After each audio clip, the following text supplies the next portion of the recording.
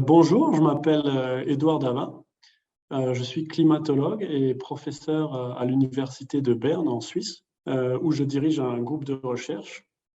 Et donc dans ce groupe, on développe des scénarios climatiques dans une perspective de développement durable. Mon parcours avant tout ça, c'est que donc, j'ai fait des études en sciences de la Terre à l'École normale supérieure à Paris. Ensuite, j'ai fait une thèse sur la modélisation de l'impact de la déforestation sur le climat. Et après cette thèse, j'ai travaillé plusieurs années en tant que chercheur à l'École polytechnique fédérale de Zurich. Et récemment, j'ai aussi participé en tant qu'auteur à l'élaboration d'un rapport du GIEC sur le changement climatique et l'utilisation des terres. Donc, ma recherche actuellement consiste à utiliser des méthodes de modélisation pour anticiper et simuler les changements climatiques futurs et quantifier les risques qui y sont associés. Donc ça peut être par exemple des risques liés à l'augmentation des sécheresses ou des vagues de chaleur.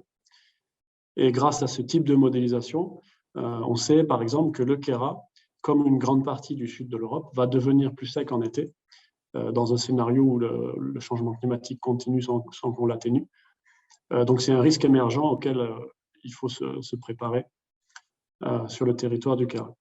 Un autre volet de mes recherches, c'est d'aller aussi au-delà de cette analyse descriptive des risques climatiques et de développer des solutions concrètes qui permettent de répondre à ces risques.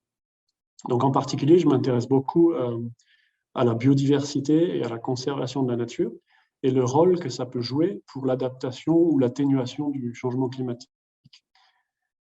Et c'est d'ailleurs une des raisons pour lesquelles je m'intéresse au territoire du Kera, parce que c'est un territoire où on essaie justement de protéger la biodiversité et les écosystèmes naturels. Et une des questions que je me pose dans mes recherches, c'est est-ce que cet effort de conservation peut avoir des conséquences positives sur le climat? Par exemple, dans une étude récente qu'on a menée sur les Alpes dans son ensemble, on a trouvé que certains types d'arbres permettent de rafraîchir le climat localement, donc d'abaisser les températures, parce que les arbres évaporent, ils prennent de l'eau du sol et l'évaporent, ce qui refroidit le climat alentour.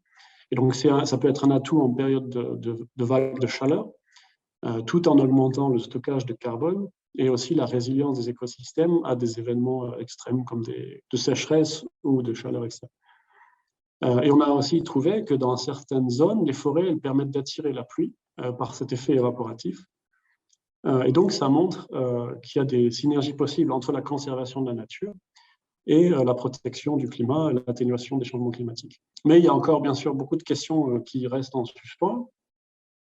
Et le Kera, c'est un territoire d'études assez extraordinaire sur ces sujets, qui donc permet de montrer quelles sont les mesures qui peuvent concilier protection de la nature et protection et adaptation au changement climatique.